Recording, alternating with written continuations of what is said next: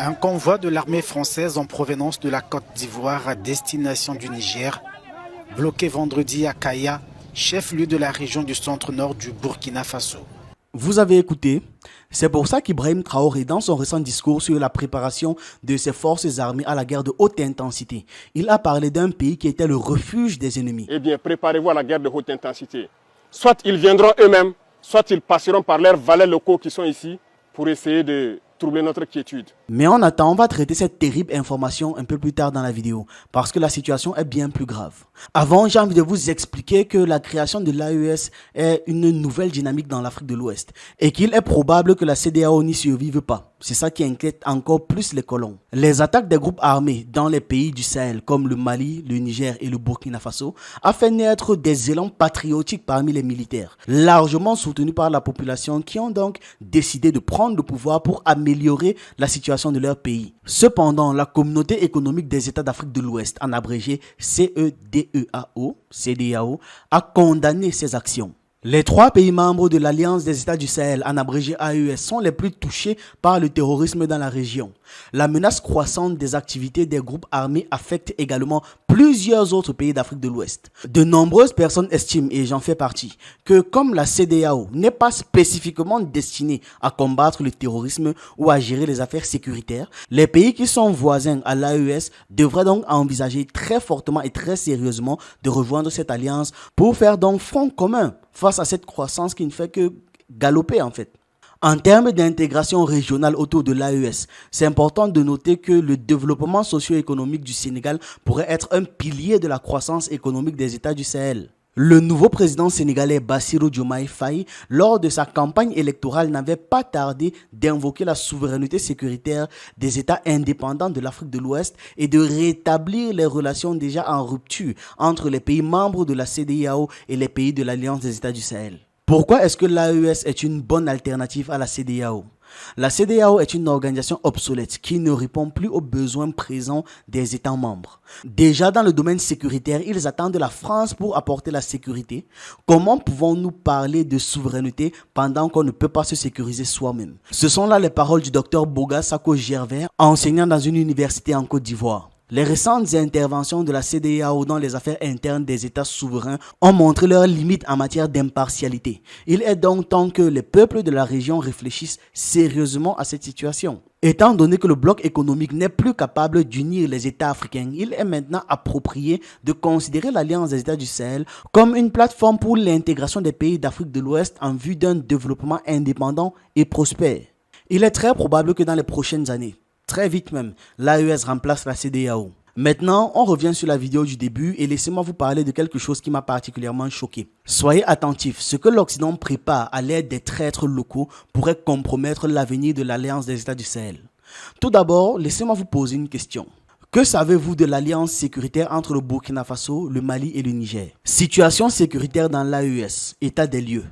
En choisissant de se regrouper dans l'Alliance des États du Sahel, le Mali, le Niger et le Burkina Faso avaient accepté le 16 septembre 2023 de conclure un pacte de défense mutuelle. C'était dans un contexte où la CEDEAO menaçait d'intervenir militairement au Niger lorsque la junte qui a fait le coup d'État en juillet a refusé de rétablir l'ordre constitutionnel. Parallèlement, la situation sécuritaire des 3 pays reste alarmante. Le 25 février dernier, 3 villages et une église ont été attaqués au nord du Burkina Faso.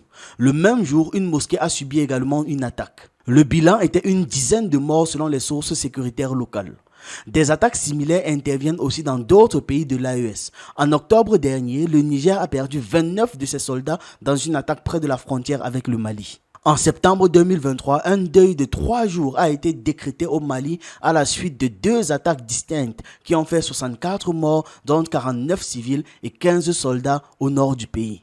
Les 3 pays ont subi plusieurs autres attaques qui endeuillent des familles presque fréquemment. Selon le rapport 2023 de l'Institut pour l'économie et la paix, 310 attaques ont occasionné 1135 morts et 494 blessés au Burkina Faso en 2022. Au Mali, le rapport attribue 944 morts aux attaques armées. Selon le rapport, les attaques dans les 2 pays ont augmenté de 48% par rapport à l'année précédente, 2021. Alors, ne vous inquiétez pas. On ne m'a pas encore proposé de l'argent pour parler en mal de l'Afrique et surtout des pays de l'AES. Tout ce que je viens de réciter, ce sont les mots, ce sont même d'ailleurs mot pour mot un article publié par la BBC. Au-delà du fait que ce ne soit pas surprenant de leur part, on peut se permettre de remettre en doute les informations qui sont partagées dans cet article. C'est d'ailleurs à cause de ce genre d'articles, de ce genre de publications que le Burkina Faso a suspendu les émissions de Voice of America et de la BBC Afrique pour cause justement de désinformation. Et avec raison. La suspension pour 2 semaines a été ordonnée le jeudi 25 avril par le Conseil supérieur de la communication à la suite de la diffusion d'informations sur un rapport de Human Rights Watch accusant l'armée burkinabé d'exactions contre les civils. De la terre fraîchement retournée marque l'emplacement d'une fosse commune.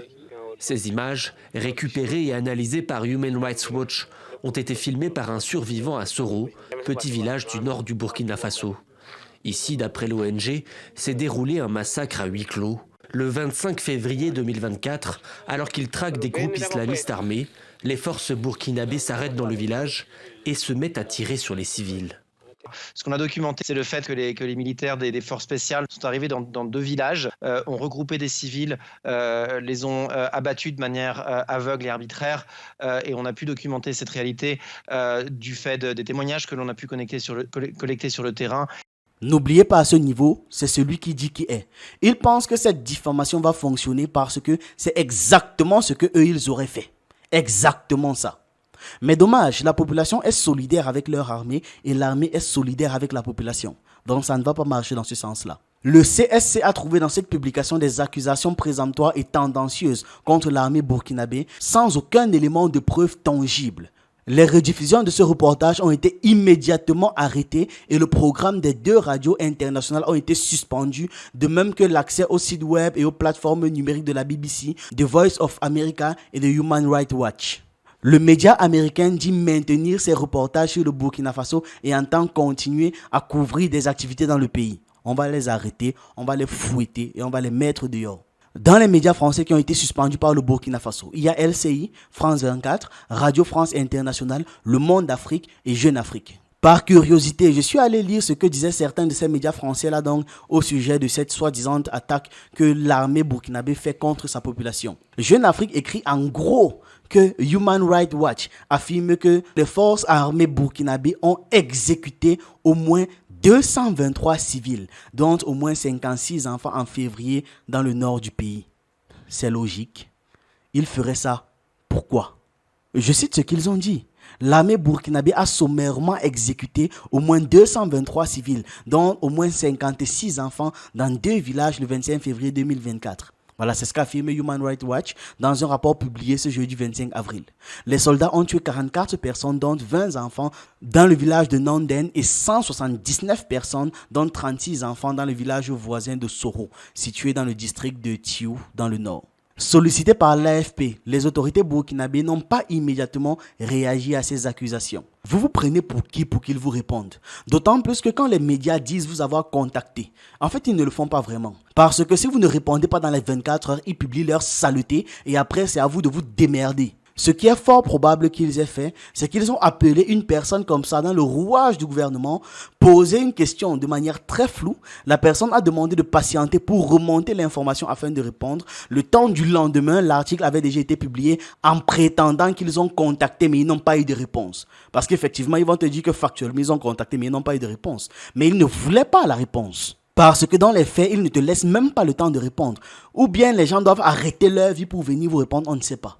On ne sait pas. RFI de son côté dit ceci. Burkina Faso, l'ONG Human Rights Watch accuse l'armée d'avoir tué 223 villageois. L'armée est soi-disant à nouveau pointée du doigt pour de nouvelles accusations d'exaction envers des populations civiles selon un rapport de Human Rights Watch publié ce jeudi. L'ONG affirme que 223 villageois ont été massacrés dans la province de Yatenga, située dans le nord du pays. Toujours avec les mêmes racontages, les tueries se sont déroulées en février dernier dans 2 villages voisins du district de Tiou.